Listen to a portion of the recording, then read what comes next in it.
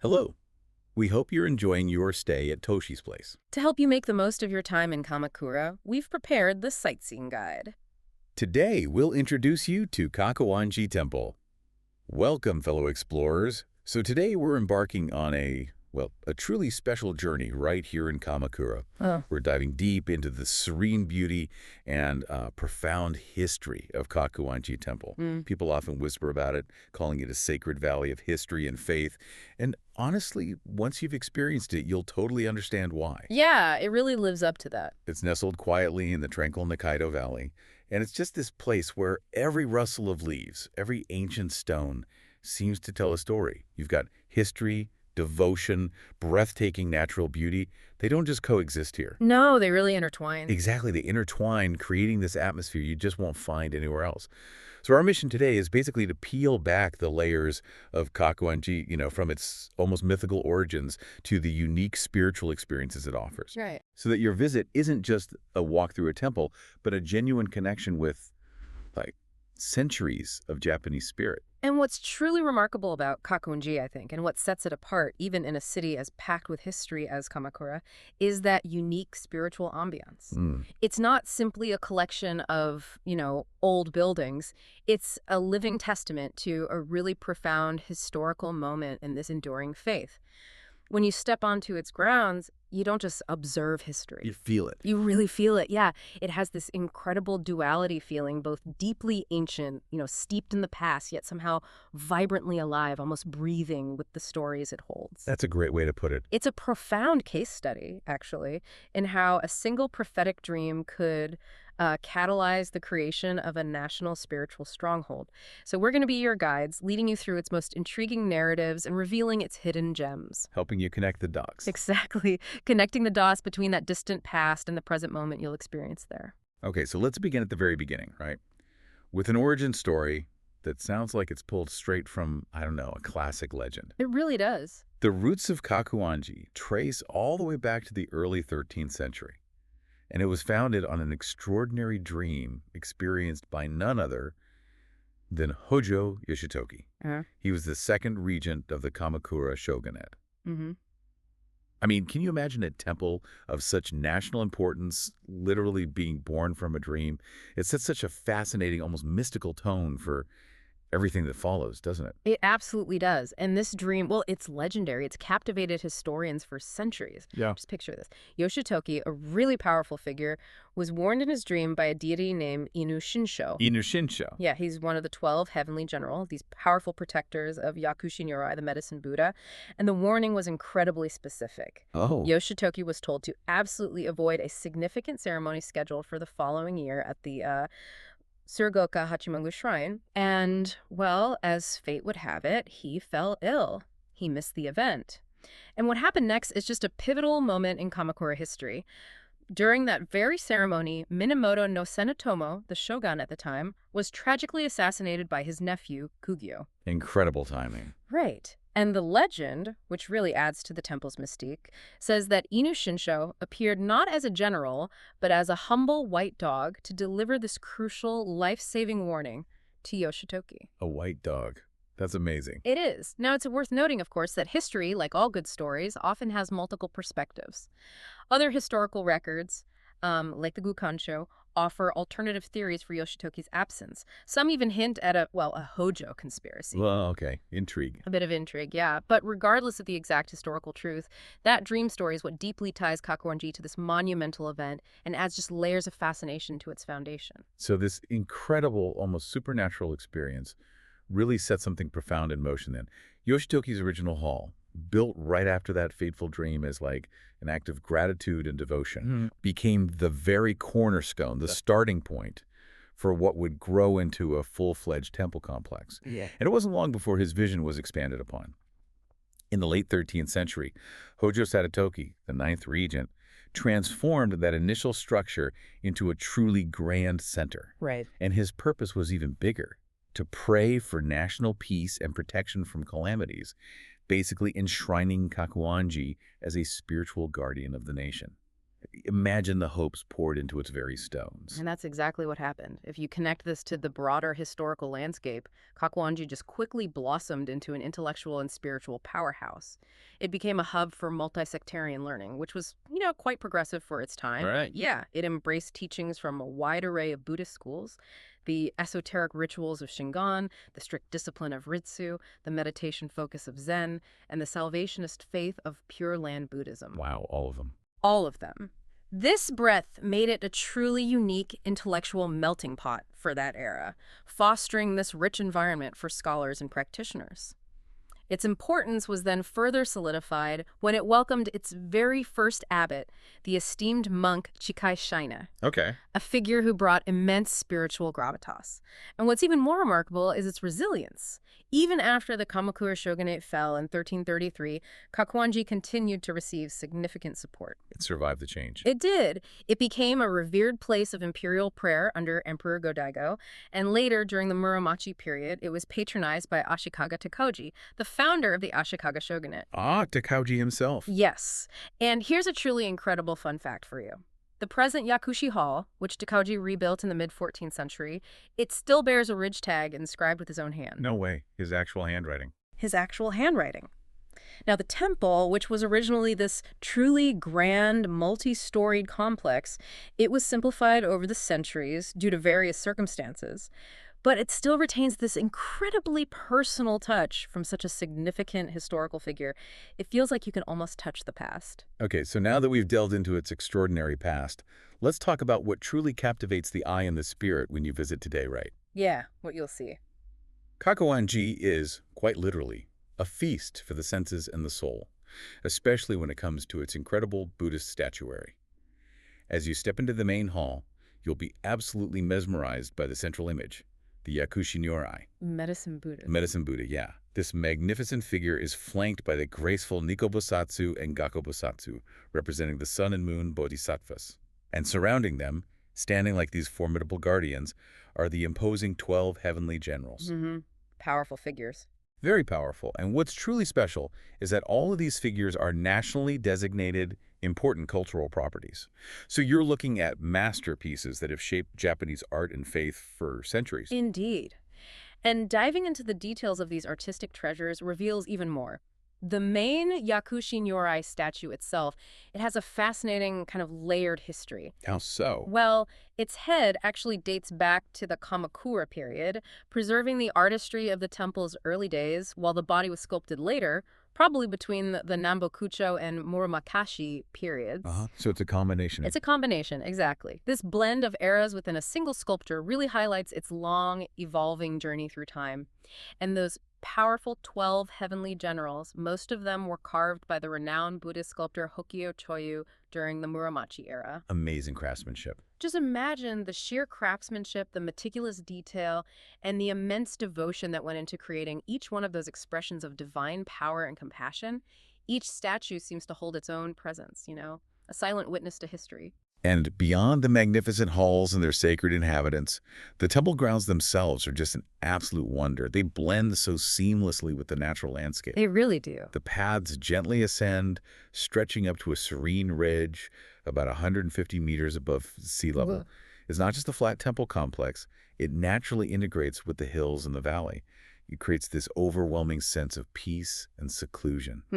It truly feels like stepping into a hidden gem, Right. a tranquil retreat away from the everyday hustle where nature and spirituality are just perfectly harmonized. It's the kind of place where you can just breathe deeply and feel connected.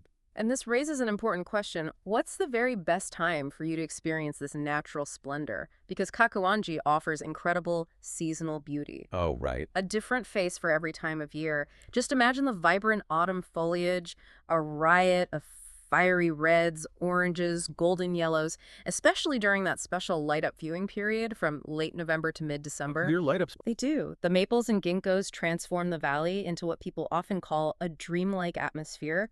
It's truly magical. You have to see it to believe it. Sounds incredible. But don't overlook the fresh, rejuvenating greenery of spring. The lush new growth is equally enchanting, offering a different but equally profound sense of renewal and natural beauty. And even in summer, the deep green of the valley offers a cool, shaded respite. Okay, good to know.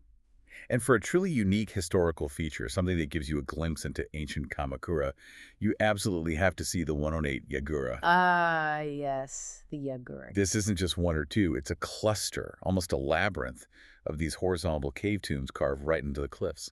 They were designated a National Historic Site back in 1967. And as you explore them, you'll find some that house stone statues connected to the 13 Buddhist faith.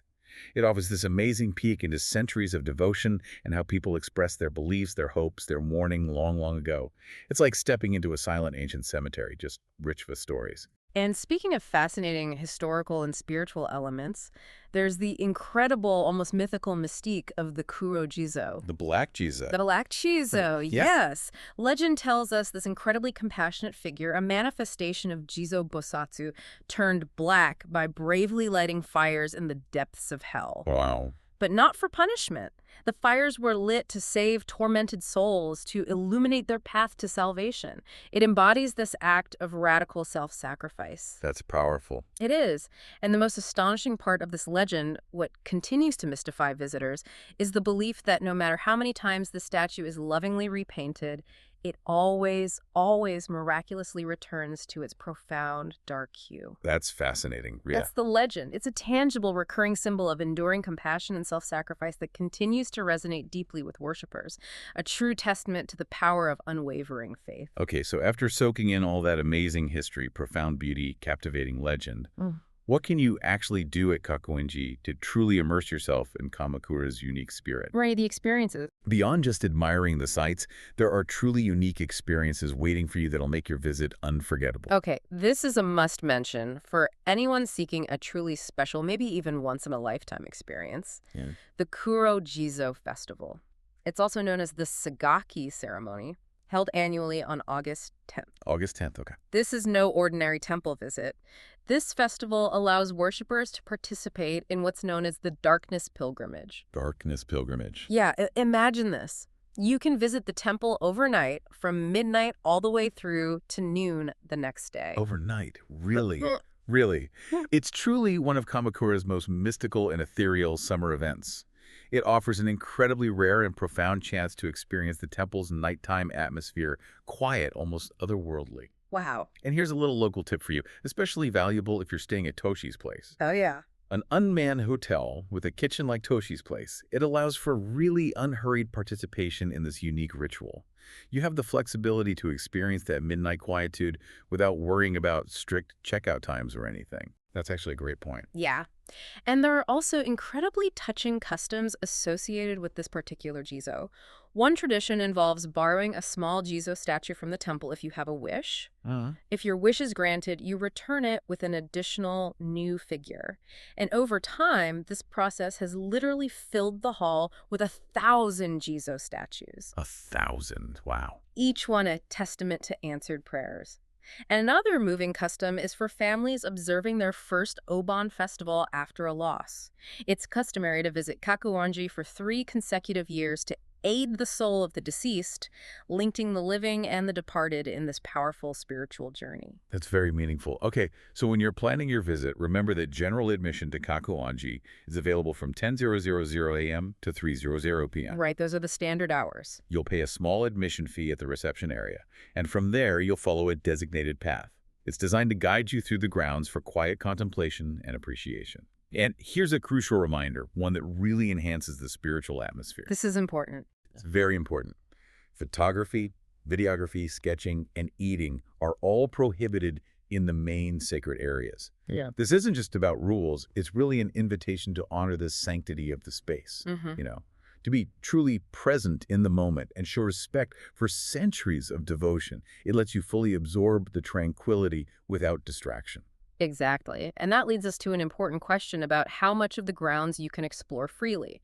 While the main halls have those specific rules to preserve their sanctity, the area directly in front of reception, particularly around Eizendu Hall, that's freely accessible for you to wander and take photos. Okay, good. It's a great spot to soak in the atmosphere and capture some memories. Now, for those of you feeling a bit more adventurous, maybe eager to combine culture with nature, hiking trails actually branch out near the Koshinto Monument. That marks the historical site of the temple's original main gate. Oh, cool. These trails will lead you directly to the fascinating 108 Yagura we mentioned earlier, and for a more vigorous trek, even up to Mount Jubu. That offers fantastic panoramic views of the surrounding valley. Sounds like a great walk. It's a wonderful way to deeply connect with both the cultural and natural landscape of Kamakura. You might even stumble upon statues of the revered Saint Kobodaishi along the nearby Tenon hiking course. Remnants of an 88 temple pilgrimage route that once existed right here adds another layer of history to your walk. Oh, neat. And as you wander the grounds, keep an eye out for a truly unique glimpse into daily life from centuries past. There's a beautifully preserved Edo period farmhouse. Ah, the Uchiyumi residence. Yes, the former Uchiyumi family residence situated right within the temple grounds. It's been carefully maintained and offers such a fascinating, tangible peek into traditional Japanese rural life and architecture.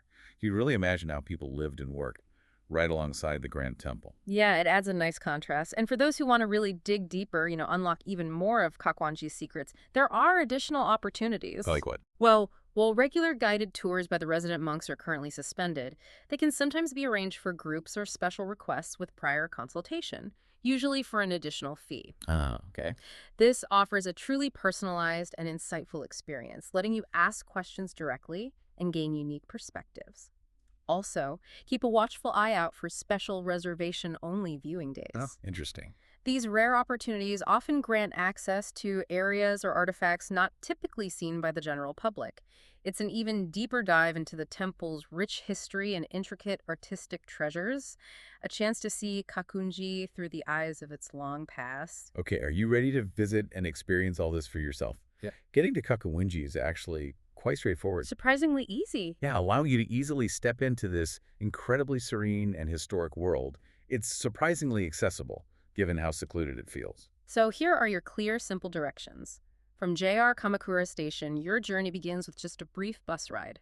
Take a bus bound for Otonomiya, that's written Chisi in Japanese. Otonomiya, got it. It's a comfortable, scenic ride, and once you reach the final bus stop, it's just about a pleasant 10-minute walk through the tranquil surroundings. The temple truly resides quietly, almost hidden away, deep within the lush valley right behind Kamakura-gu Shrine. Okay, simple enough. What's really captivating here is that despite being relatively close to the city center, it instantly feels like an escape, a profound hidden retreat waiting for you. Perfect. Now for some important practical notes, just to make sure your visit goes smoothly and joyfully. Good idea. First, Kakuon-ji may occasionally close during heavy rain, or if the path conditions are poor, especially given its natural setting. So it's always a good idea to maybe check the weather before you head out. Definitely check the forecast. Also, do keep in mind that the temple is closed annually from December 20th to January 7th for the New Year holidays. Right, the winter break. And this is the point we need to be clear on. While it's generally closed during most of August for various internal reasons, please remember that special events like the Kurojizo Festival on August 10th are a distinct exception. Ah, good point about August. So the festival is definitely on. Exactly. You can absolutely still plan for that unique and incredible experience during that month. Yeah. Just not necessarily a casual visit on other August days. Got it. Clear. So we've truly explored Kakuon-ji, haven't we? It's a place just steeped in captivating legend, profound devotion, and breathtaking natural splendor. Absolutely. It's so much more than just a collection of beautiful buildings. It's a vibrant, breathing narrative of Kamakura's past and present, waiting for each of you to discover its unique spirit. Indeed. As we wrap up this deep dive, what really stands out to you about Kakuon-ji, from, a powerful region's prophetic dream shaping its very foundation, to the enduring legend of the compassionate Kurojizo that tirelessly returns to black? What does this all mean for the enduring power of faith and the way history continues to shape our present? It's a place where you can genuinely connect with centuries of spiritual resonance, where the line between myth and reality feels beautifully blurred. Just consider how a single dream could lead to such a profound and lasting legacy. A legacy you can step into and experience firsthand, adding incredible depth to your understanding of Kamakura. What did you think? We hope the rest of your stay at Toshi's place will be filled with wonderful memories.